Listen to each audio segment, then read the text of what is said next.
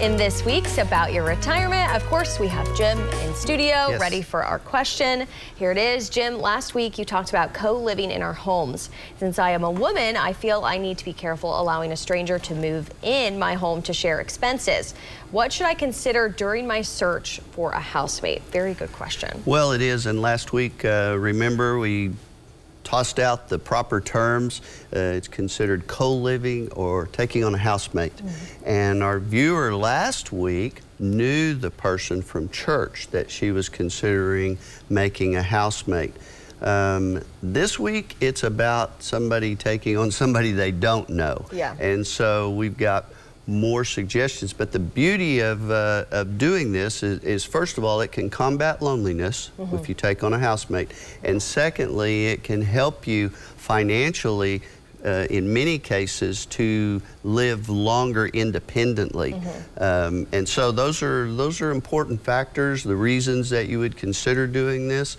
And first suggestion we have is very important. Since you don't know the person, you've got to consider to protect yourself.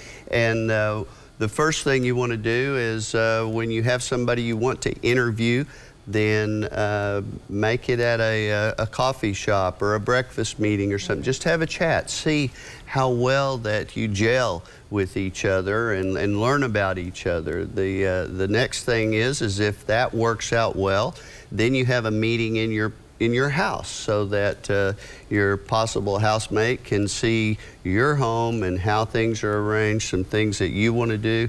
And I highly suggest that you have one of your family members there with you, since you still don't know this person and you're inviting them in your home. And so that also can help you get a second opinion about the person that you're considering co-living.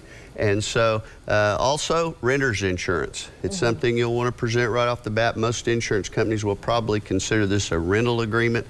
Things we don't ever think are going to happen, a fire, a flood or something, you want to protect yourself where they don't expect you to pay for their items.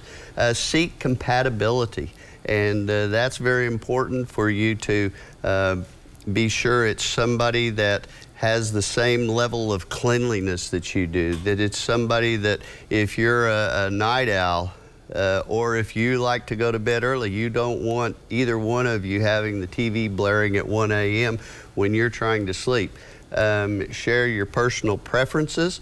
You're going to need some rules about guests. You're going to need to discuss things like, do you want to, do you like to cook? Do you like to play cards on Friday night? And all of these items. And again, it's so important to have a well-written agreement. Seek legal advice and detail everything out. Write it in your favor because you have more at risk. And make sure you have background checks for each of you to present to each other. Get references on your prospect.